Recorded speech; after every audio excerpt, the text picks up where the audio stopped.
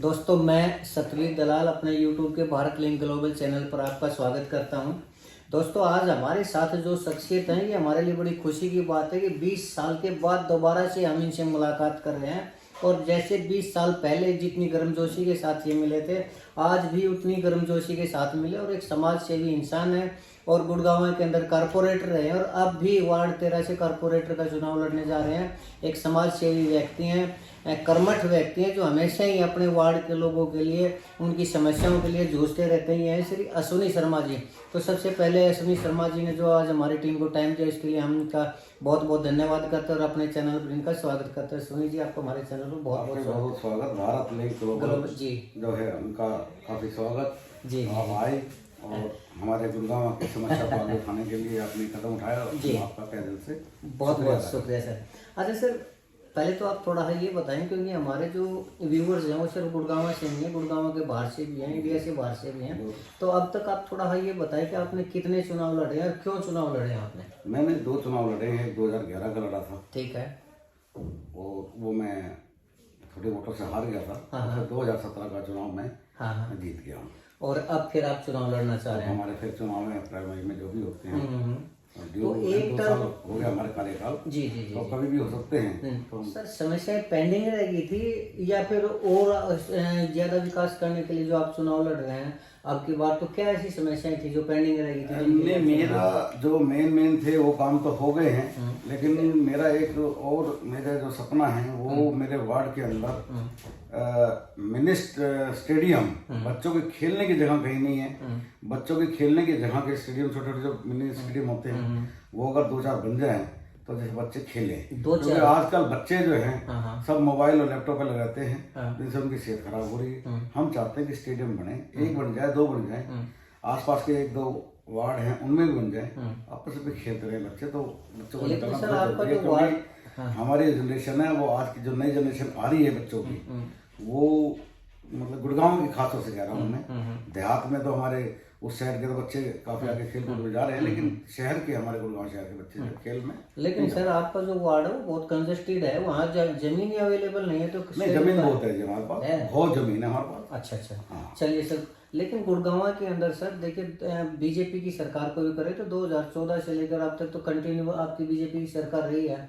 और गुड़गांव का जो राजस्व है सर वो सबसे ज्यादा हरियाणा के अंदर, गुड़गांव का एक तरफ, पूरे हरियाणा का एक तरफ। उसके बावजूद गुड़गांव के अंदर सर गंदगी बहुत ज्यादा है, ढेर लगे पड़े हैं गंदगी के, पानी की निकासी नहीं है, कहीं पर भी सीवर ओवरफ्लो हो रहे हैं, सारे रोड टूटे पड़े हैं, इतना बुरा हाल है।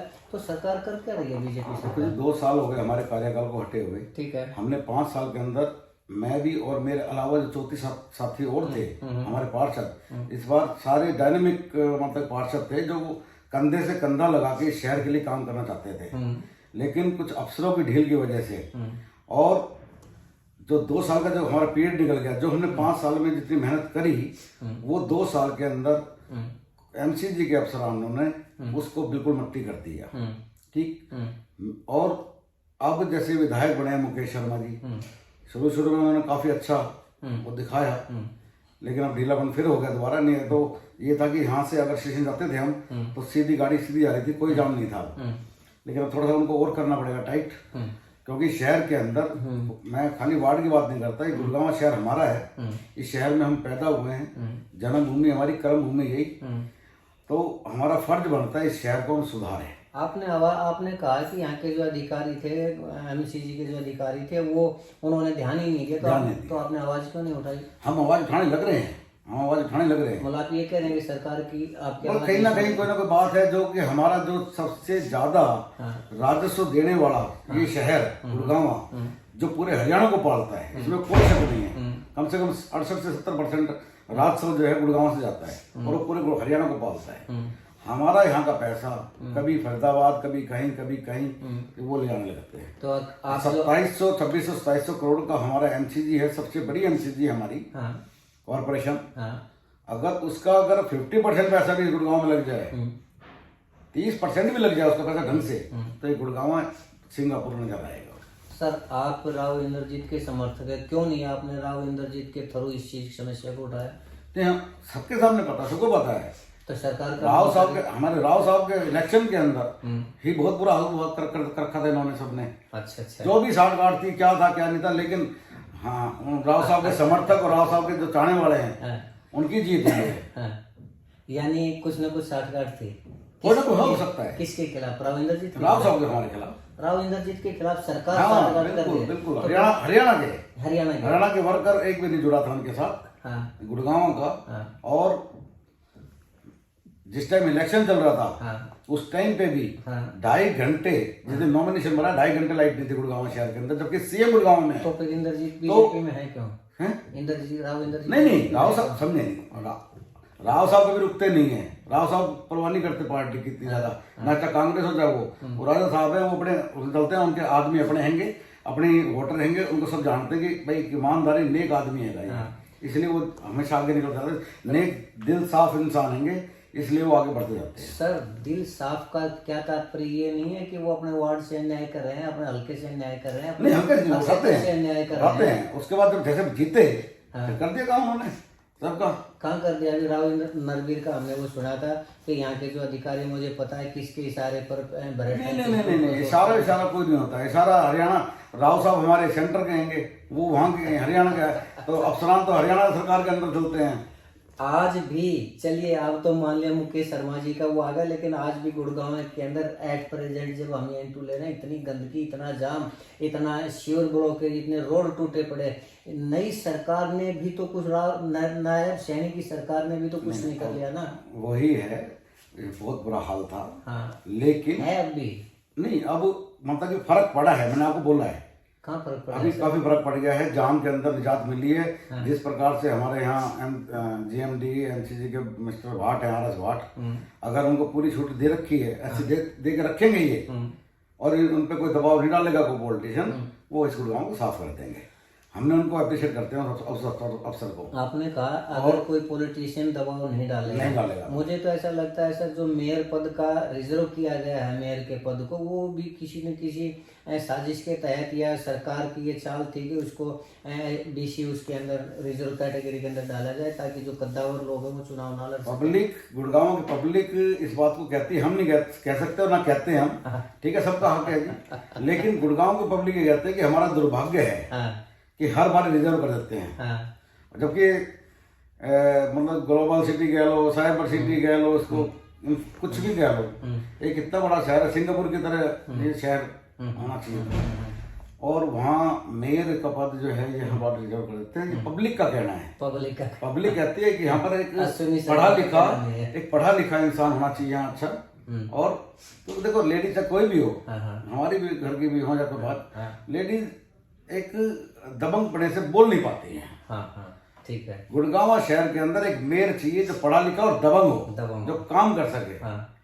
क्योंकि छोटे काम पार्षद और मेयर ही कर सकते हैं। वही अपने आकाओं को बता सकते हैं, अपने मंत्री को, सेंटर मंत्री को, सबको वही बता सकते हैं।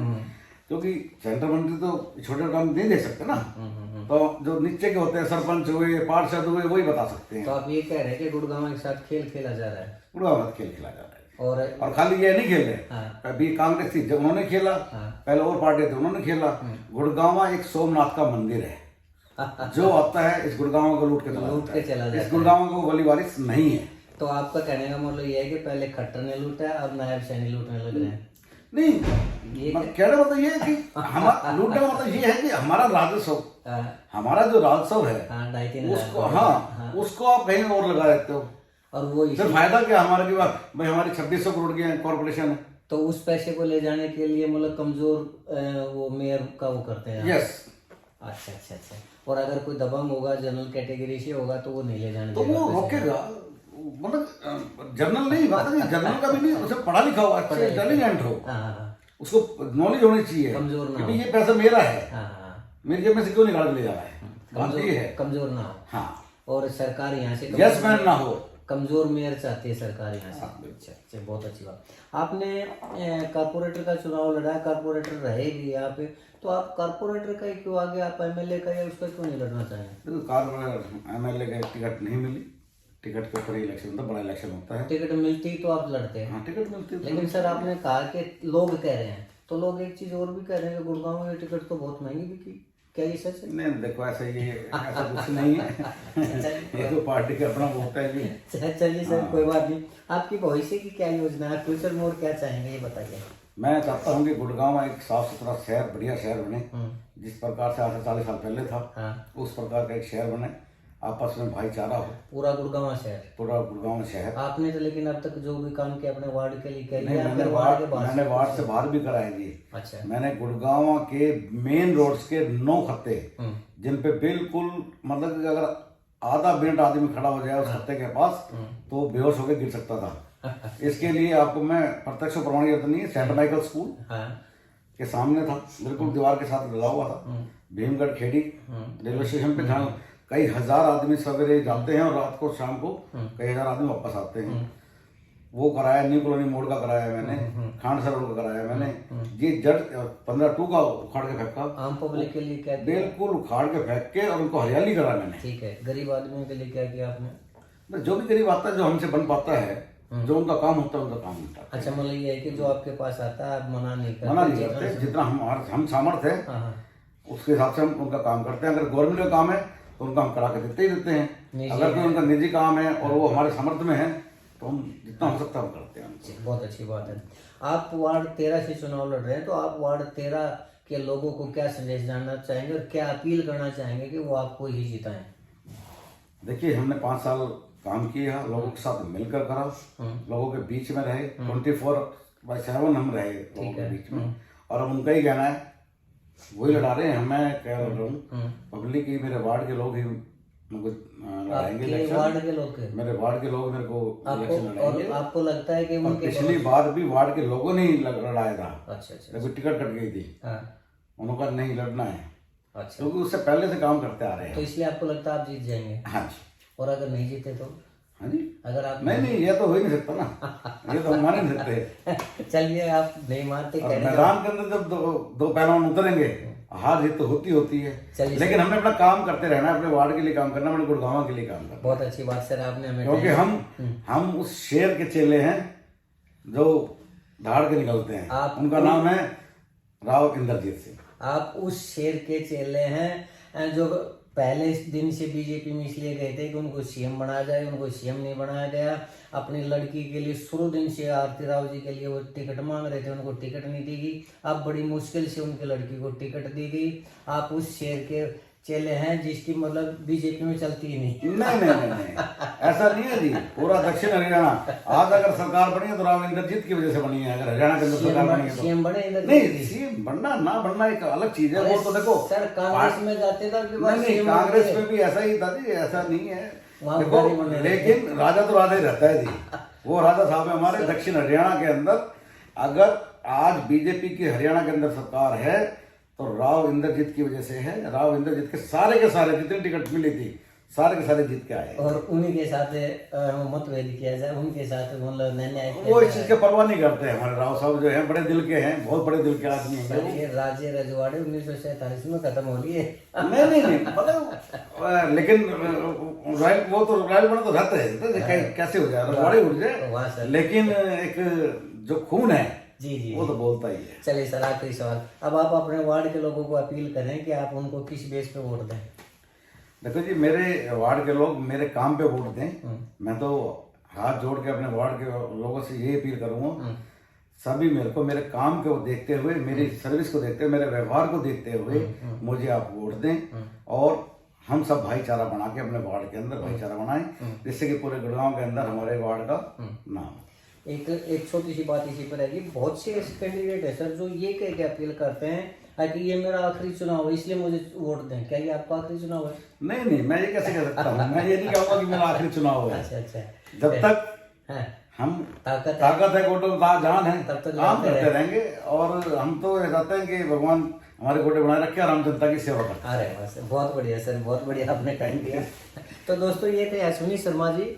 वास्तव में एक बहुत जुझारू आदमी है, और जिन्होंने वापिस हटना नहीं सीखा है, जिन्होंने लड़ना सीखा है, हारना नहीं सीखा है, और जीतते हैं। तो आज भी हमें उम्मीद है कि इन्होंने जितने कार्य किए हैं, जो अपने लोगों के बीच में ये रहे हैं और लोगों के सुख दुख में हमेशा तत्पर खड़े रहते हैं, अब भी उम्मीद है कि ये जीतेंगे। और वार्ड 13 के लोगों को भी मैं इनके साथ मैं भी कहना चाहूँगा कि ऐसे जुझारू व्यक्तियों को जरूर बार बार मौका देना चाहिए ताकि उनके वार्ड का विकास किया जा सके। इसके साथ ही अश्विनी जी ने जो हमें टाइम दिया उसके लिए हम इनका बहुत बहुत शुक्रिया अदा करते हैं, और आपने अश्विनी जी के विचारों को सुना इसके लिए हम आपका भी धन्यवाद करते हैं। तो अगर आपको हमारा ये प्रयास पसंद आया तो हम आपसे प्रार्थना करना चाहेंगे कि आप हमारे इस चैनल को लाइक करें, शेयर करें इस वीडियो को। दोस्तों हमारे इस चैनल को सब्सक्राइब जरूर करें। इसके साथ ही एक बार फिर से अश्विनी मैं भारत लिंक ग्लोबल का धन्यवाद करता हूँ जी, आप टाइम निकाल कर आपने जी बहुत बहुत शुक्रिया सर। इसके साथ ही नमस्कार, जय हिंद, जय भारत।